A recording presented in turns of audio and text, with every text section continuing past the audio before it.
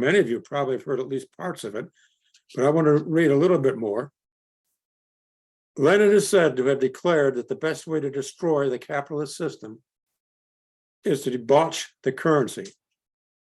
By a continuing process of inflation, governments can confiscate, secretly and unobserved, an important part of the wealth of their citizens. That's you and me. By this method, they not only confiscate, but they confiscate arbitrarily. While the process impoverishes many, it actually enriches some. Don't we know that? The sight of this arbitrary arrangement of riches strikes not only at security, but at confidence in the equity of the existing distribution of wealth. Those to whom the system brings windfalls beyond their deserts, and even beyond their expectations or desires, become profiteers, who are the object of the hatred of the bourgeoisie, whom the inflationism has impoverished, not less than of the proletariat. As the inflation proceeds and the real value of the currency fluctuates wildly from month to month, all permanent relations between debtors and creditors, which form the ultimate foundation of capitalism, become so utterly disordered as to be almost meaningless. And the process of wealth getting degenerates into a gamble and a lottery.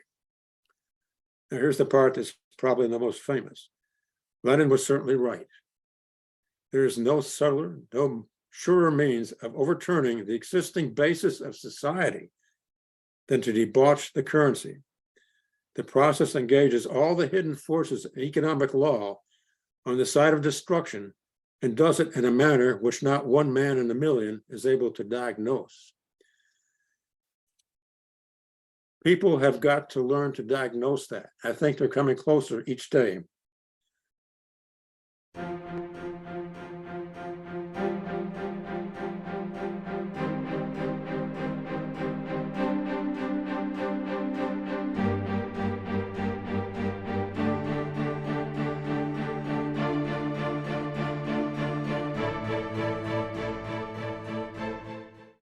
We want to welcome you to this episode of Freedom Hub's Working Group. Got a great show again as usual today. Just for those that are kind of newbies here, we want you to be cognizant of how to find out about the show from week to week. So you come to your-mp.com and you'll land on our home screen. And then from there, you'll just click on the Your Media Hub and you roll down a little bit and here's where you'll find out what's going on. So here's the current array of shows for this week, the ones coming up, as well as how to get to all the past ones. And there's some really great ones you'll want to check out from over the years. We've been doing this an extremely long time. And we're excited today to have George because we're on a really, as usual, this particular day of the week, we always have a pretty critical show. And right now it has to do with money, which of course influences and affects everybody, whether they care or don't care or they're oblivious. It won't matter. You're affected. So I want Charles to give us a little rundown on our guest today and then let them have the floor. So Charles, if you would. I would and will. Thanks, Jeff. Always good to see you. Our usual co-host, Jim Grapek, is out, and we always love the fact that Jeff is willing and able to rejoin us because he started this whole thing 5 years ago. That's how long we've been doing this. We've had over 400 episodes every week, except holidays. And we've had a lot of guests on the money topic. Tom Luongo, I think, is the most recent, about 6 months ago, on how to invest in a crazy market. And we've had lots of others. Jeff and I are longtime libertarians, and we've read all the Rothbard and classic tomes that make us pretty cognizant of how the market works and the economy and how government and special interests mess it up. And one thing we always are sad to see is when our favorite politicians in this race, probably at least mine, are Trump and RFK, but both complained about higher rates from the Fed. And well, I won't speak for Jeff, but I think most libertarians want to get rid of the Fed because it's a threat to our sovereignty and survival, I think. The Peter Schiffs of the world would tell you that since the '08 crash, we've been inflating ever since. And every time the Fed lowers rates, it's subsidizing more malinvestment. And if anything, we should have higher rates to discipline the market, but that's painful. So I can understand why politicians would oppose that. so in the alerts, inviting folks today, I wondered if we ever could even consider returning to the gold standard, because we can't get folks to even understand the Fed and understand why it's a problem when politicians complain about higher rates from the Federal Reserve. What got me to invite George, though, today is because he had a nifty title to a book, Jolly Roger. And when you're talking about money, you want to have something that's interesting. And to me, Jolly Roger is interesting because it goes back to, pirates going after gold, the old names for gold dollars in our colonial times, continental, etc. And George is not your typical economist that we have on here, like the David Gordons from the Mises Institute, etc., or Patrick Newman, who presented a year ago on the missing tome of Rothbard's Conceit and Liberty. But he's a computer scientist by trade over his decades of life. And like some of us, he just got a bug, no pun intended there, on gold and economics and libertarian economics and option economics. And he educated himself at the Mises Academy. He writes a lot for Mises.org. And with that, George, why don't you tell us about the Jolly Roger, what you think about these politicians and their fairly shallow commentary on the Fed, even if they even understand what the Federal Reserve is, and why the challenge to get folks to even consider returning to the gold standard, but why it's so important to consider that. Okay, thank you, Charles. First of all, the book you mentioned, if I can hold this up. Can you see this? Yes. Okay. That's the follow-up to a novel I wrote about a renegade Fed chairman, The Flight of the Barbarous Relic. And in this book, I mentioned the Jolly Roger dollar for the very reason that Charles just mentioned. It's piracy. So anyway, this is kind of well, I hope it's an interesting story. I think it is. Most people think it is. And this is far more technical. So if you have questions if you read the first one and still have questions, this will help answer them. And I have another one that I don't have the book for here. Maybe I do, if you can hang on 1 second.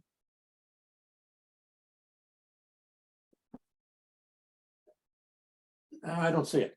Sorry. It's a very short book called The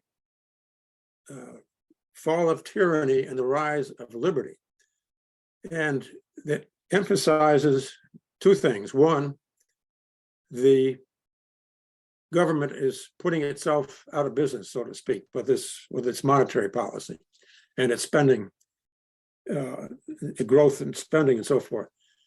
And also, it points to the extremely fast rise in technology, what Ray Kurzweil called the exponential. And I encourage you to, in addition to reading that book that I just mentioned, I encourage you to read anything by Ray Kurzweil. He has a PDF online that talks about the exponential, and it's not an easy read by any means, but it's very convincing. He himself is a graduate of MIT, but he stopped at the bachelor degree level and went on to become an entrepreneur based on his theory of the exponential, and a very successful entrepreneur. In fact, he didn't have a job, he says, until he started working for Google or after he turned 60. So much of what we have and we can look forward to, I believe, is bound up in this increasingly fast rise in technology. I personally have benefited from it. You probably know people who have, medicine in particular, and health. My brother just had a heart surgery in which it was almost an outpatient thing. I think it was an outpatient. Anyhow, the way they conducted it was just, they didn't cut his chest open or anything. They just went right through the groin up to his heart to replace a valve. And he was sent home and everything's fine. He's 86 years old. So that kind of thing, and as well as things like LASIK for the eyes and so forth. But anyhow, I don't want to talk about technology.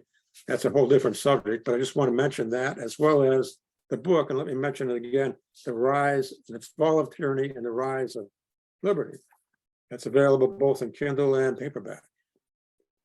So what I'd like to talk to you about today, we're talking about gold as money, and specifically gold coins. We want a gold coin standard. Did we ever have one? Not a free market gold coin standard. We had something close to it in the 19th century. And even though it was under government control, the latter part of it, say from 1879 to, well, when the Fed came into existence, which was 1913, they actually began work in 1914. But from over that period, from 1879 to say 1910, whatever, you can find out for yourself.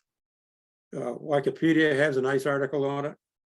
You can look at the computer price index for that time.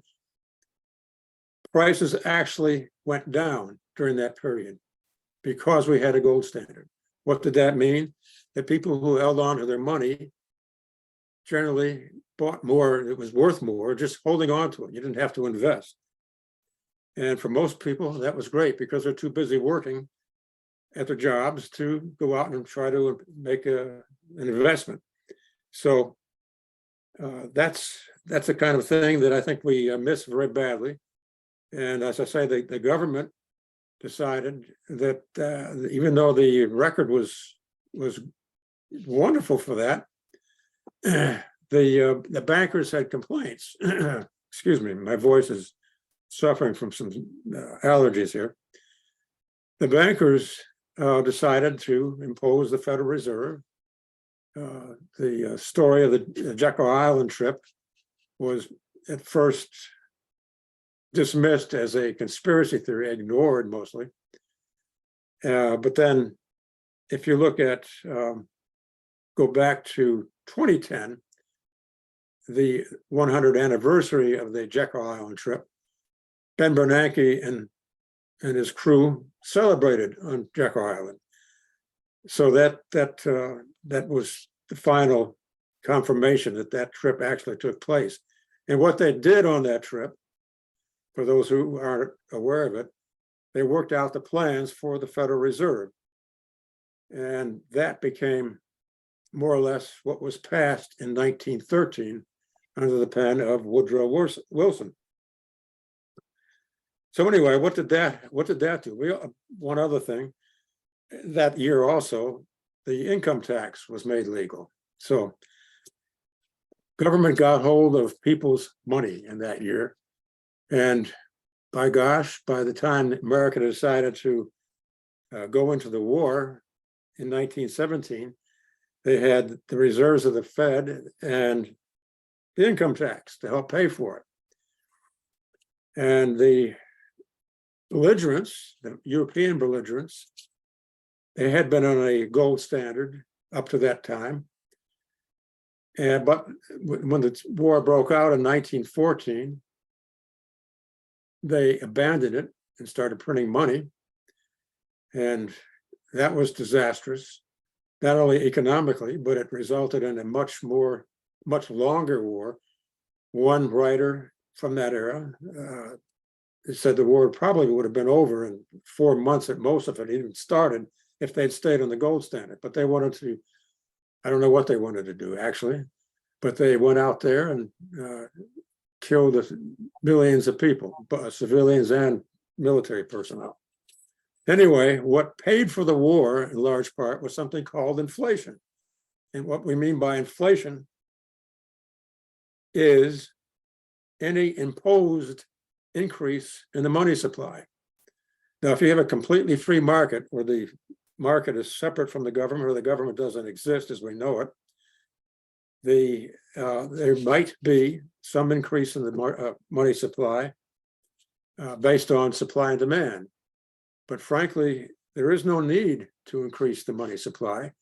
This is one of the features of Bitcoin and I guess other cryptocurrencies, that the total supply of whatever they call it, Bitcoins, won't increase ever.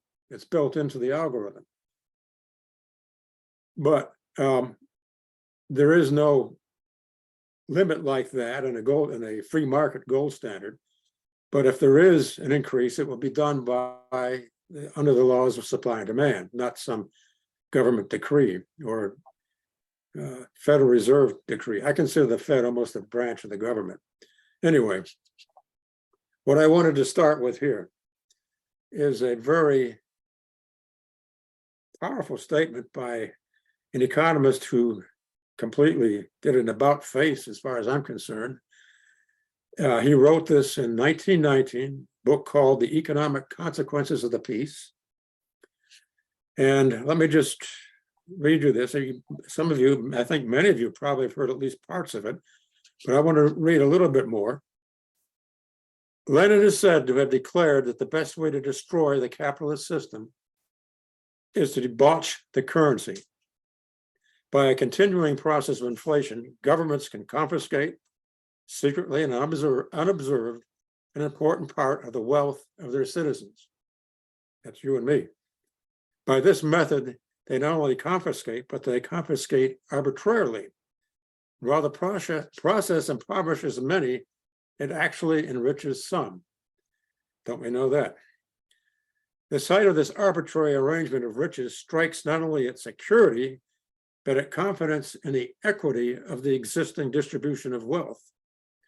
Those to whom the system brings windfalls beyond their deserts, and even beyond their expectations or desires, become profiteers, who are the object of the hatred of the bourgeoisie, whom the inflationism has impoverished, not less than of the proletariat. As the inflation proceeds and the real value of the currency fluctuates wildly from month to month, all permanent relations between debtors and creditors, which form the ultimate foundation of capitalism, become so utterly disordered as to be almost meaningless. And the process of wealth getting degenerates into a gamble and a lottery. Now, here's the part that's probably the most famous. Lenin was certainly right. There is no subtler, no surer means of overturning the existing basis of society than to debauch the currency. The process engages all the hidden forces of economic law on the side of destruction and does it in a manner which not one man in a million is able to diagnose. People have got to learn to diagnose that. I think they're coming closer each day. What I would like to do now. Was that Keynes? That is Keynes, yes. John Maynard Keynes. Yeah, he did about face big time, huh? Yeah, big, quite a bit. What I'm going to do is read a portion of from a chapter in my book, The Jolly Roger Dollar. And the chapter is called, and it's based on an article I wrote for LouRockwell.com. It may have been published elsewhere as well. And what I do in this chapter is try to go into, oh, do I have the wrong chapter? I'm not sure. One moment, please.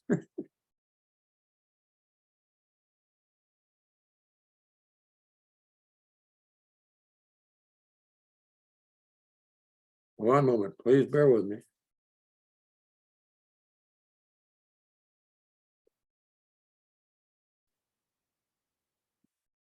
We'll get it. That's good. No, Okay. George, it proves we're a real show. I'm sorry, It's what's not that all again? scripted here. I say the proofs for a real show. This is not scripted. This is not scripted, good. definitely not scripted. This is the real deal. Go for it. All right. Okay. You've probably heard the term Fed accommodation. What does that mean? It means, and these, Business. yeah, it means by increasing the stock of money. Well, what happens when they actually do that? First, it reduces the value of the dollar. More dollars means each one buys less, putting upward pressure on prices. Technology and improvements in production tend to push prices downward, and we've seen that in the computer industry. But because of inflation, fewer people can afford the admission to the market's bounty. Second, a depreciating dollar discourages savings. Why put money away if it's going to lose value? Instead, millions of investment neophytes put their funds in the stock market in an attempt to protect themselves against Fed printing presses. And even under the biggest bull market in history, people invested in the stock market. It rose, this is from 1984 to 2001. The S&P rose 14.5% a year, but frequent trading by fund managers and high fees reduced the average rate of return to 4.2% annually. According to Vanguard Group founder John Bogle, if you include the results of 2002, the average return from equities was under 3% per year, less than the inflation rate. Okay, third point about inflation. New injections of money spur a tinsel prosperity. And the Fed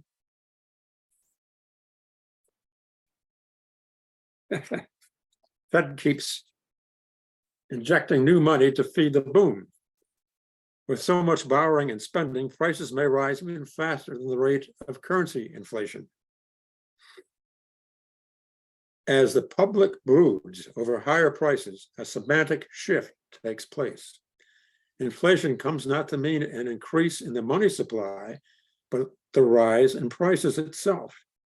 Thus, businesses that charge higher prices become the villains, while government officials that threaten price controls are the avenging angels. Most people have no idea what the Fed does, so government can scapegoat business and appear to be defenders of the public weal. Nor do most people understand that price ceilings create shortages by encouraging consumption and retarding production. Shortages, in turn, bring on government-imposed quotas, which foster corruption, black markets, and violent crime. Fourth point about inflation. As the influx of dollars drives prices higher, some industries find themselves at a disadvantage with foreign competitors, tempting them to lobby Washington for protection from imports. Protective tariffs and quotas, of course, push prices up further, while sometimes sparking trade wars as other countries retaliate on American exports.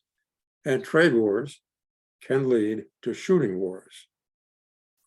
Fifth, inflation raises nominal incomes, pushing people into higher tax brackets, which increases government tax revenue. As people's wealth goes out the window in appreciating dollars, taxes consume more of what remains.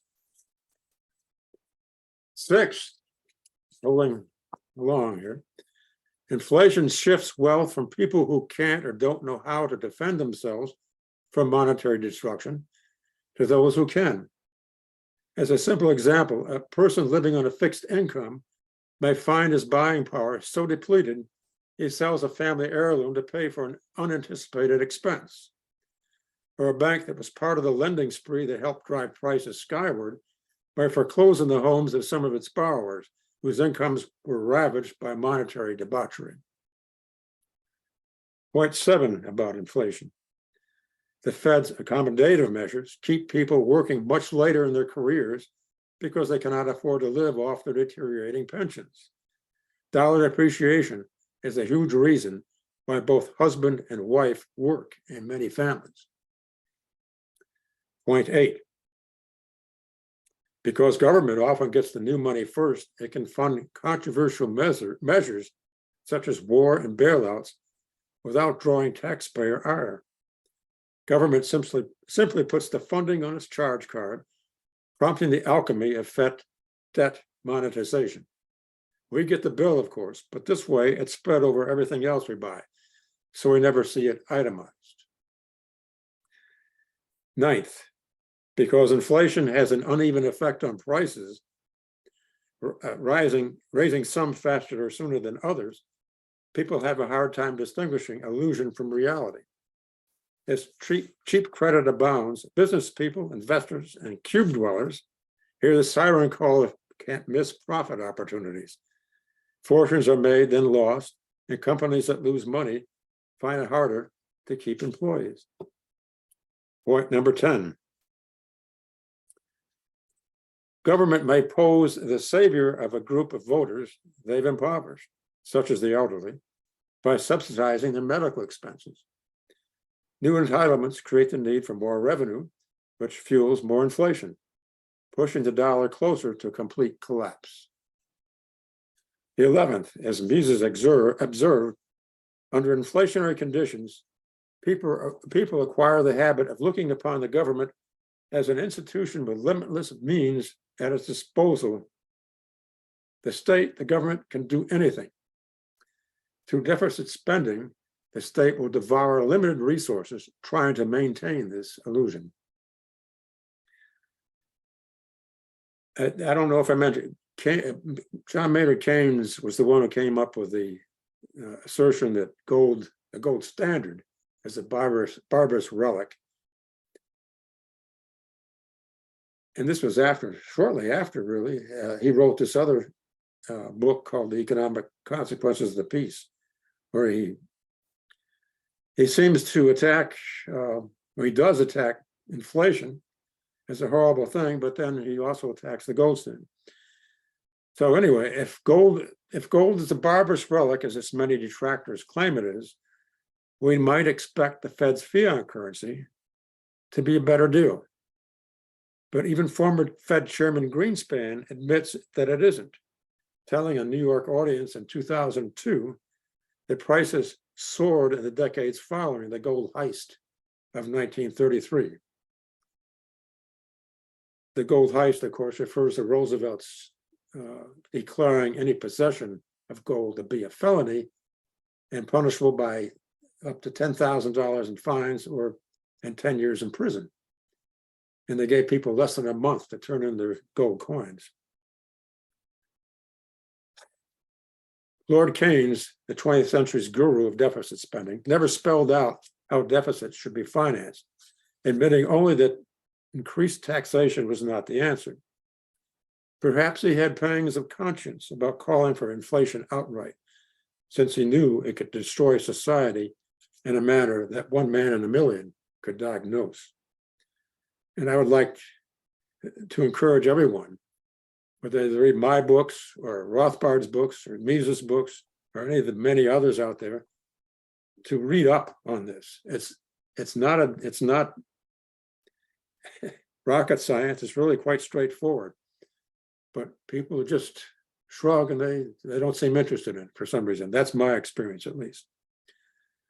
Political issues dominate the news, but how little we hear about the policies nurturing those issues. One of which is government's power to confiscate wealth with the Fed's invisible hand.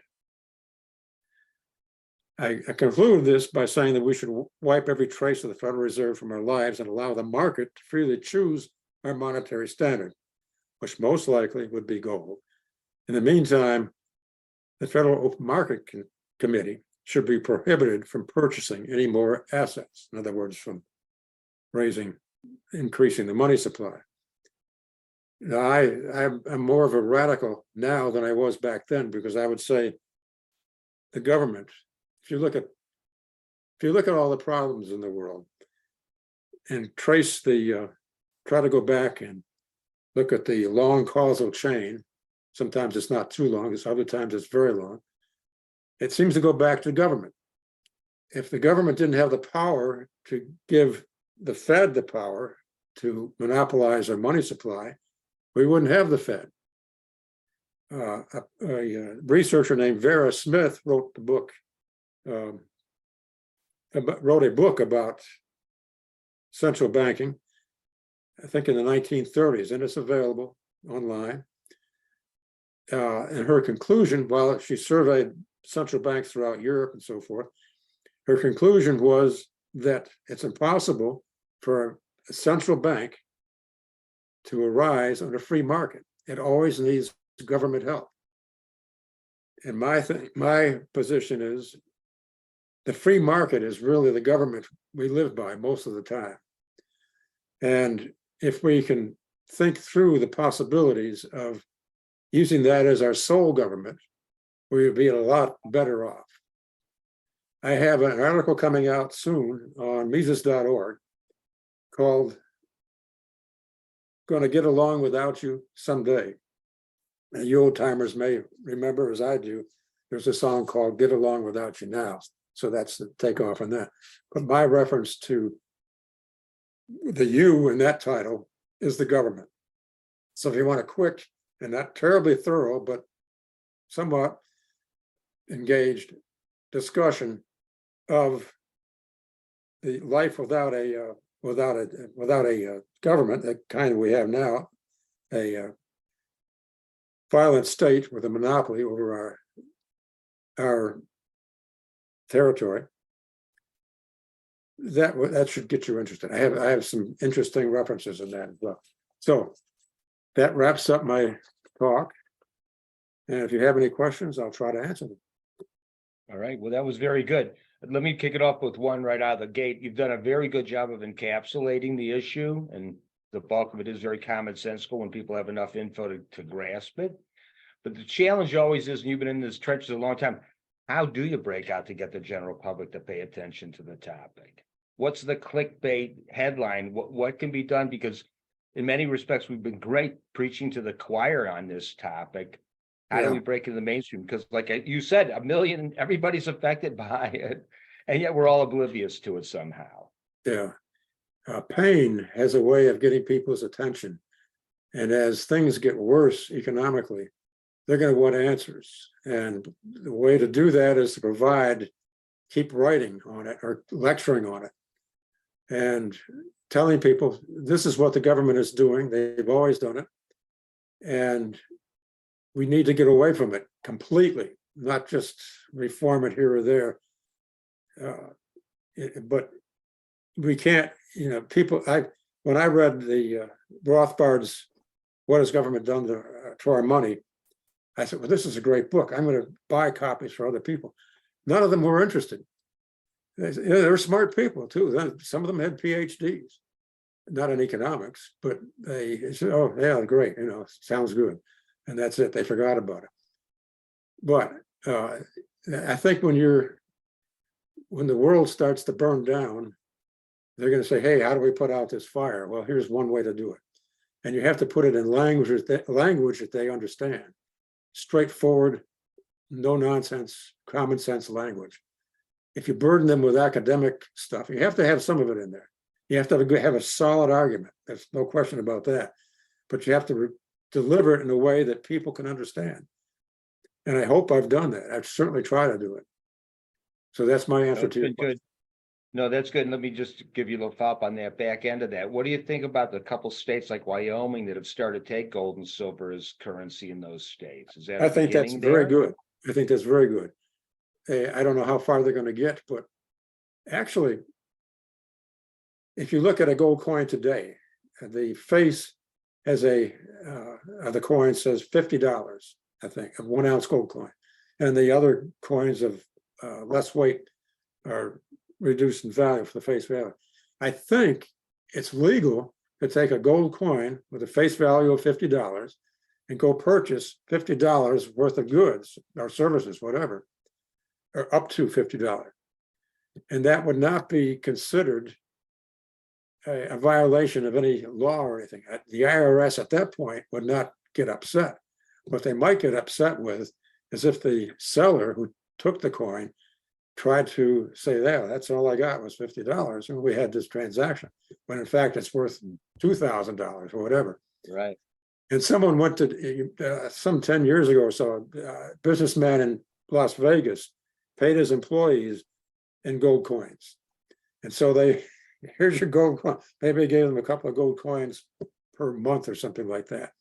So they would say, okay, I got $100 this month, but really they got what, 2,000 or whatever it was whatever the price of gold was back then. And they, on their income tax returns would say, you know, $50 or $100 and something like that.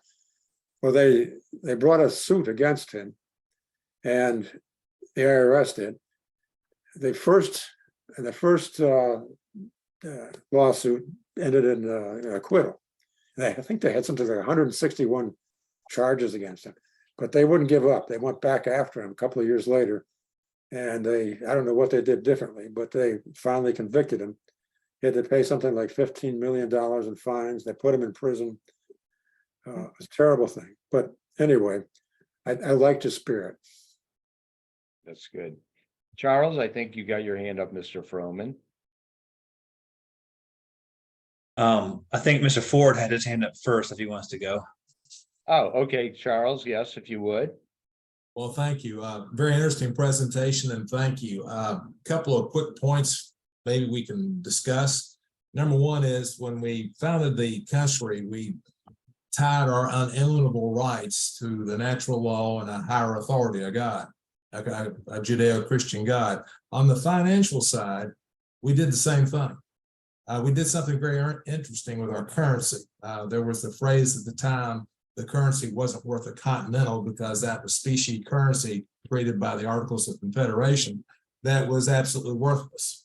And so the founding fathers, when they got to the Constitutional Convention, realized they had to do something better than that. They also wanted to make sure that England didn't recapture America through its currency. So they chose to base the American currency value, its store of value, based off the Spanish doubloon, which was a gold coin. And I think that ties in directly to what George was talking about this morning. And I just wanted to mention that in passing. Yeah, that's my understanding back then too. Of course, the Constitution, somewhere in the Constitution mentions that only gold and silver coin will be minted by the states. Okay, I think they thought of money as being not a federal thing, but by a state thing. But that's never been accepted, I guess. The federal government took over that chore and has not relinquished it. And they, as far as I know, they've never commented on what the Constitution says about that. I may be wrong, but I don't know of any. Interesting. Mr. Froman? Thanks. I have a number of questions. I'll just stick to one. I want to hear about your other two books. Let's start with the rogue Fed chair, The Flight of the Barbarous Relic. Okay. I think there were conversations back in the Ron Paul Revolution days that I was part of in 2008. Like, what if Ron Paul were appointed the Fed chair? Is that the kind of the angle of your book? What a renegade Fed chair would do, or something else? Yeah, no, that's right. Not exactly like that, but yes, he's the Fed. I don't want to give away too much, but he's the Fed chair at the time the book opens, but he's about to initiate a revolution. And how it became a Fed chair, given that he has free market views of money, is also discussed in the book. And he's guilty of deception on that part. And to convince people that he was really one of the mainstream, the Keynesians, whatever you want to call them, he actually divorced his wife. And so anyway, he makes a very profound statement about what he's up to. And he does that by, well, if you look at the cover of the book, I don't know if you can make it out, there's a little image of a biplane. He happens to fly biplanes on the weekends and stuff. He likes that. And he lives on a farm as well. And that biplane and the farm play a key role in the initiation, at least, of his revolution. So I know that leaves you with wondering exactly what, but you know, you can probably read a good portion of it by going to Amazon and reading do the look inside thing to get an idea of what happens and so forth. Just a follow up. Yeah, it's always nice to tease our audience without giving them the punchline. So thanks for that. But we had a real world example of that in the 80s when another trader, Alan Greenspan, Oh, yeah, he wrote in that collection of essays that Ayn Rand collected right, about the value of gold, right? right, And then he did become the Fed chair and was as bad as any of the others. correct. Let me just comment. The essay I think you're referring to, the main essay you're probably referring to is Gold and Economic Freedom, first published in Ayn Rand collection of essays, Capitalism, the Unknown Ideal. Yeah. Now his essay is easily acquired online. And if you read it, it's full of insights. It's very good in many parts. But one part in particular, it discusses what the proper role of banking is. And banking is very important. But what it says in that particular passage is really an affirmation of fractional reserve banking, which is what gets people in trouble, which look at the banks and the economy in trouble all the time. Let me just, if I can, read you something that I've just found this morning that appeared 2 months ago on the Economist, the economist.com. The author says, banking is a confidence trick. No question. Financial history is littered with runs for the straightforward reason that no bank can survive if enough depositors want to be repaid at the same time. The trick, therefore, is to ensure that customers never have cause to whisk away their cash. I think in a free market, I think fractional reserve banking would be limited, if not eliminated, just because of the forces of competition. Banks that practice fractional reserve banking, fractional reserve lending, would find that people didn't want to deal with it. So I think that's one reason to go for a completely free market, one that's unhindered by government. And it goes in to discuss the Silicon Valley Bank, which had problems with depositors there too. So this is quite an admission. It's not exactly an Austrian outlet for them to say banking is a confidence trick. Yeah, it is. Very true. Jonathan, I see your hand is up. Yeah, thank you. So I just have a kind of a two-parter. Do you think that reform, given the structural implications of what reform to a gold standard would imply, do you think it's possible? And then also, given your history as a computer programmer, and also my age being, I'm guessing, maybe half yours, would my efforts be better suited in focusing on an alternative system that I don't have to kind of go through a central authority in order to get that reform, but rather I can program and design an alternative system? Thank you. Yeah, thanks for the question. I'm not sure I understand. The first part says, do you want to fight for a gold standard? Is that right? Well, is it worth my efforts? I mean, is this worth my efforts? Is reform actually feasible given the structural implications of what that actually means? Or should I just focus my efforts on the alternative digital system, considering, we're moving into this era of artificial intelligence, digital systems, digital settlements, ledger systems, digital lists, as opposed to central clearinghouses operated through central repositories and paper-based contracts, having self-enforceable digital contracts. Don't you think that is reform even possible, or should I just focus my efforts? It sounds like you're pretty skilled in the last part there.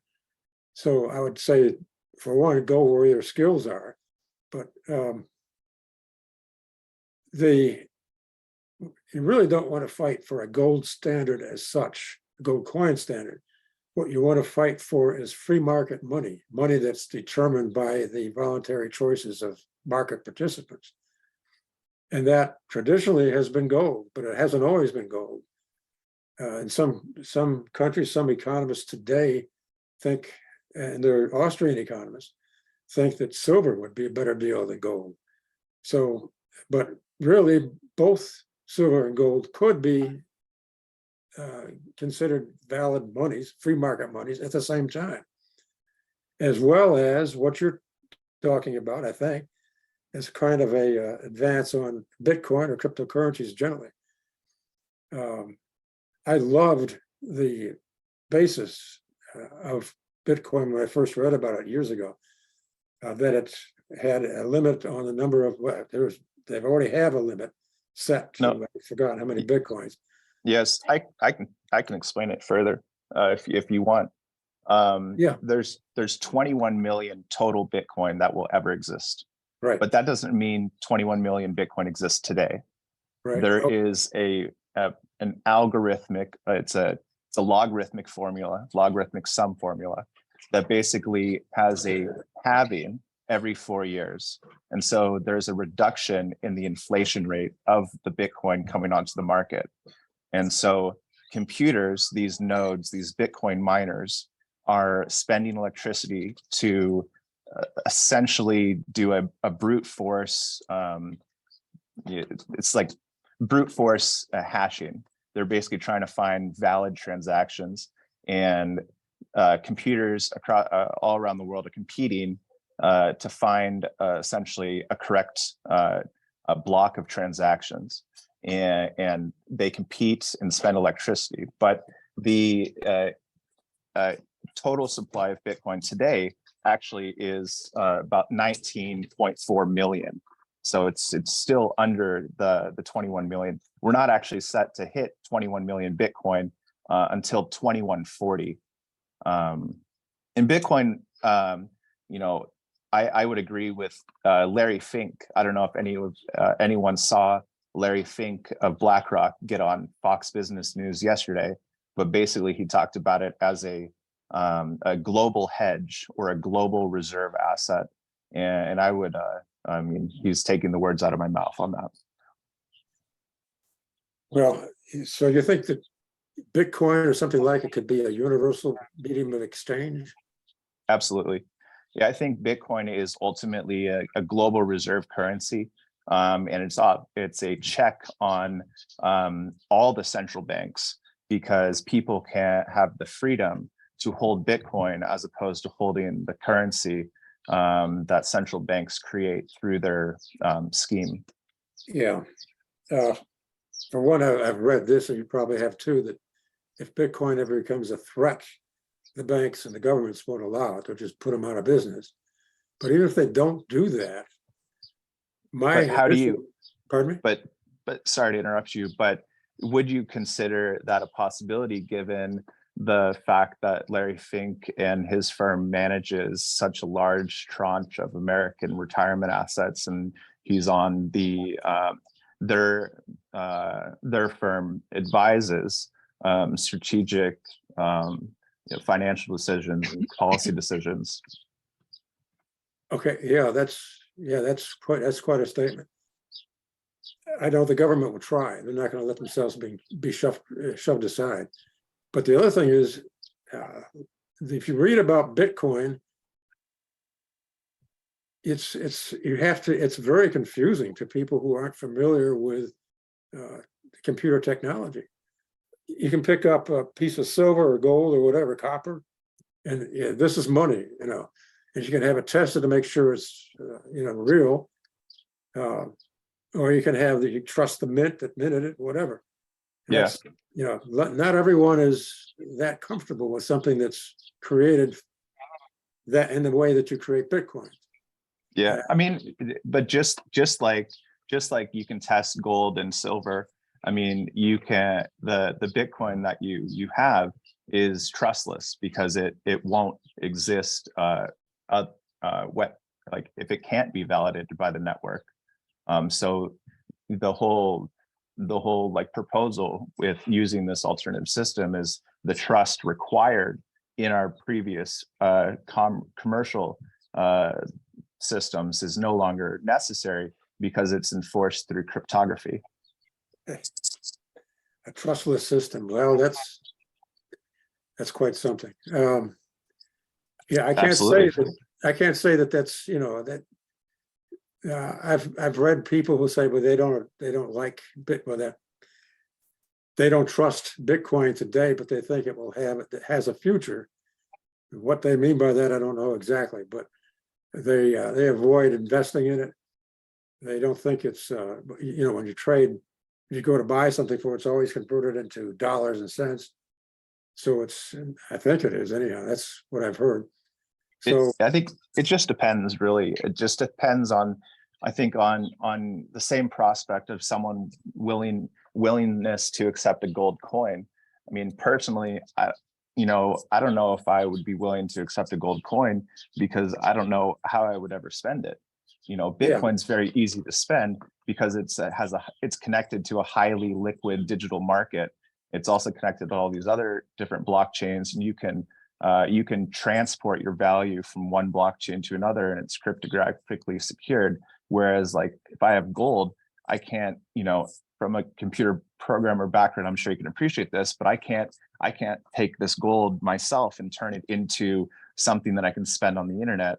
But Bitcoin, I can turn it to something that I can spend on the internet or in this, you know, physical world that we kind of operate in.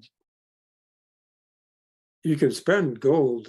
If you had a gold standard, you could put it in some kind of depository institution, not necessarily what we call a bank today, that would have. Yeah, but I couldn't trustlessly send it to, you know, hundreds or thousands of miles away in, you know, less than 30 seconds. I don't know what you mean by that. And Like, well, I can- wait, I'm going to cut in, Jonathan. I'm going to Sure. cut you for a minute only because we're running out of time here, and it's a great. I mean, we could stay on this rabbit hole for a long time. And just and part of our original topic, Robert F. Kennedy Jr. is taking Bitcoin now, so there's definitely a market for that because it can move money for sure. So we'll see. It's a competition, which is really kind of what you're talking about, a free market. It's something that showed up because Jonathan, you got a good point. It's going to take a lot of work to overthrow the way the Fed's operating, but the digital is already happening right now and has already reached some level of acceptance. So it's good that there's competition. But anyway, let's keep going here. Linda, you've been waiting so patiently. What have you got for us? To tell you that my knowledge about money and business is close to zero. As for your gold, I inherited from my parents a lot of jewelry, gold, like pure gold. And to survive, I sold at Smith on York Road in Baltimore. Anyway, now I have a question because I have a son with autism. We used to have an excellent center organization called the CARD, Center of Autism and Related Disorder, which was fantastic, magnificent. We could do everything with this center, better than Kennedy Krieger and Hopkins and other institutions. But then a business wanted to take over and to run the center as a business. Few months, the center disappeared. The same thing happens with another center for autism, the World for Autism Center. It disappeared for financial issues made by the businessman who took over the place. So, can you explain that to me? I am not familiar with business. And I consider that business is to make money, but to offer to the community, not to deprive autistic children for services or things like this. If you can, in one word, tell me. Sounds like you had a voluntary charity for this autism. Is that correct?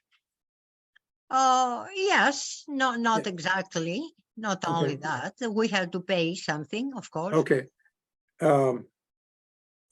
Who sold it to a businessman? I don't understand. Now, the business, a company wanted to buy Card Center to make more profit. Right. And by doing that, the center collapsed. Okay, well, people who are concerned with the center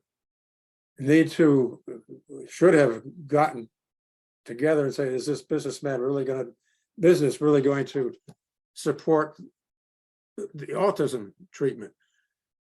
And if not, of course, you don't know for sure, but you could have had a contract in there, I suppose. This won't happen.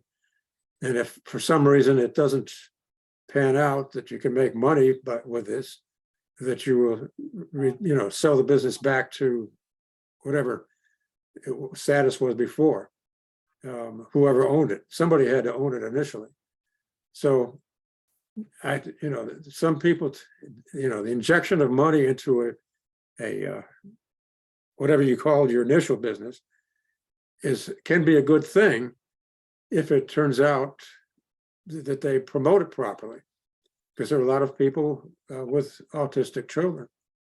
So I don't know, without looking at more details, exactly what happened, but the idea of business is not a bad thing. It's a good thing normally. Yeah, Robert F. Kennedy wrote an article about that with full details. I can send that to you.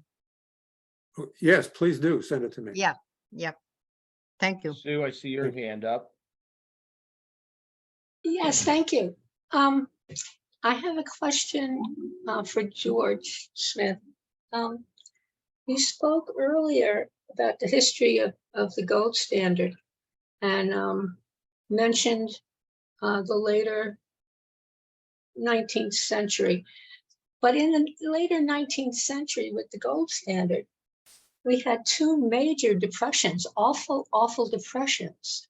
How does that relate to the gold standard? The gold standard was blamed in the original charter of the Federal Reserve in 1913. It called for, among other things, a more elastic currency. Well, if you go back, it wasn't the gold itself that was the problem. It was fractional reserve banking and the fact that the government essentially turned away from the bank's practice on that. I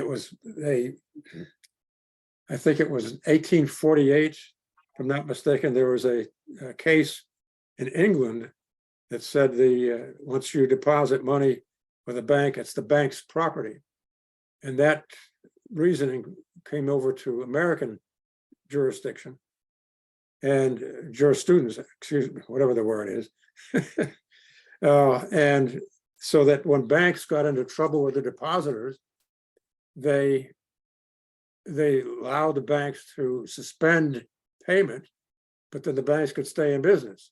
They could make loans and take deposits, but if they couldn't pay certain depositors, well, that's too bad. You had to put up with it. Well, certain banks carried that fractional reserve banking. Do you understand fractional reserve banking? Yes, I do. Okay, well, that can get out of hand very quickly. And without what they called a lender of last support, which is what the Fed is supposed to provide. Actually, it's the taxpayers who are the lenders of last resort. But without a central bank to bail them out, you're going to get those panics, as they called them back then, depressions. But even with the Fed in place, and initially, what was it, after the World War I, you had a tremendous depression in 1920, 1922, and the government did not intervene with that. They let the economy just work itself out, and it was a very short-lived depression. James Grant has written a book about that, and there are a number of articles on it as well. Well, how did we get into that? Well, they supported the government's war effort. They increased the money supply to buy armaments for initially, before the US got into the war, for the European combatants.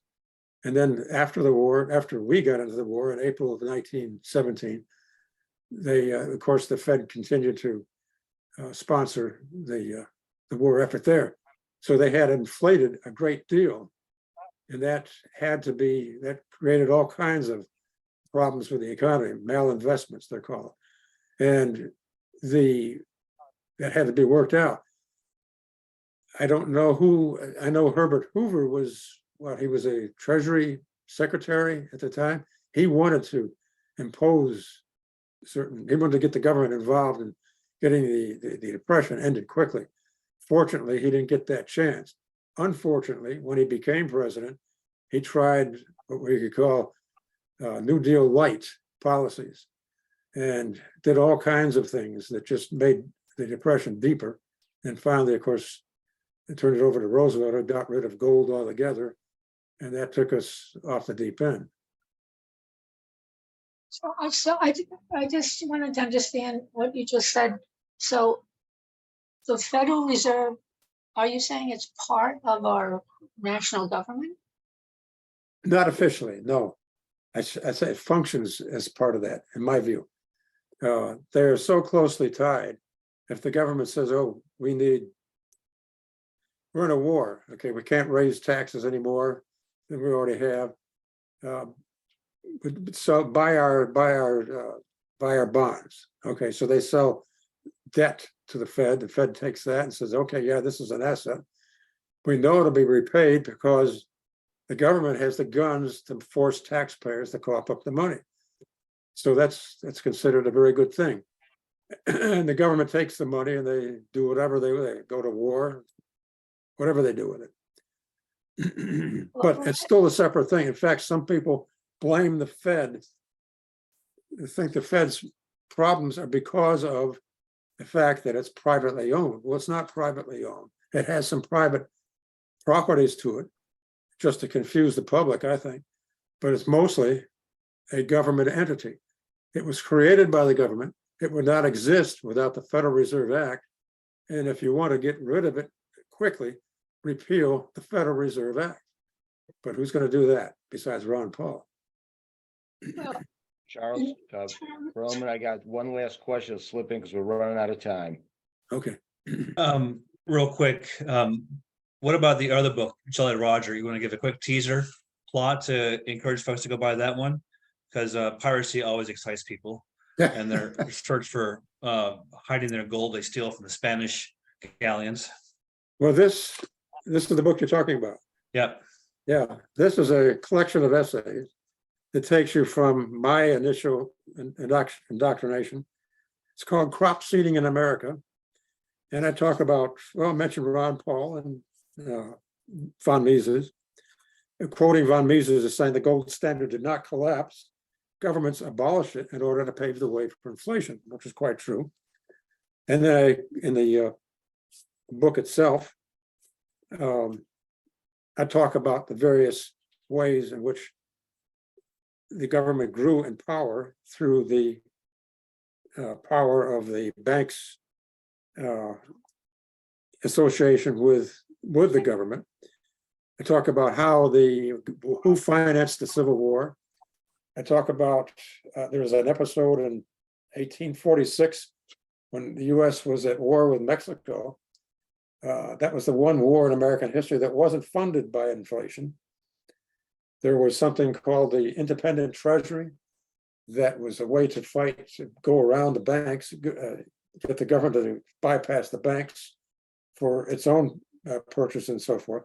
But when the Civil War came, the independent treasury was pretty much forgotten, ignored, and they went into high gear, inflating there. And things didn't really come back to normal, to close to normal, until about 1879. And that's when we had a flawed gold standard because it depended on the government, but it worked better than anything we had before then. And it still protected the banks from the fractional reserve practices. And finally, you had the one the first one was late 1800s, then we had the 1907 thing that JP Morgan actually helped the government out, bailing them out. And that, Mhm. meanwhile, the Fed, or the bankers, the big bankers, were already plotting to get something in place to have to create a lender of last resort with a currency that was elastic, as they call it. Am I still on? I'm still going. Okay. We're gonna let you wrap it up in a couple Okay, minutes. yeah, here. anyhow, the Fed took over. They didn't quite get their elastic currency right away because gold was still considered money at that time, but they got it later when, and they blamed a lot of them blamed the depression, the crash in the depression on the Fed. The article I think you meant that led to this meeting here today that I wrote for Lou Rockwell talks about the government, comparing governments that went off the gold standard. They were the ones who recovered quicker, but the recovery only lasted a certain length of time. Permanent recovery didn't come until after World War II. Interesting summation. Well, I definitely want to tell you, then, we could keep going obviously all day here. The topic's phenomenal. We could, yeah. But sadly, we've run out of time, so we're gonna let people follow up there with you after this event. And thanks so much for making time for us today. Thank you for having me. I appreciate it.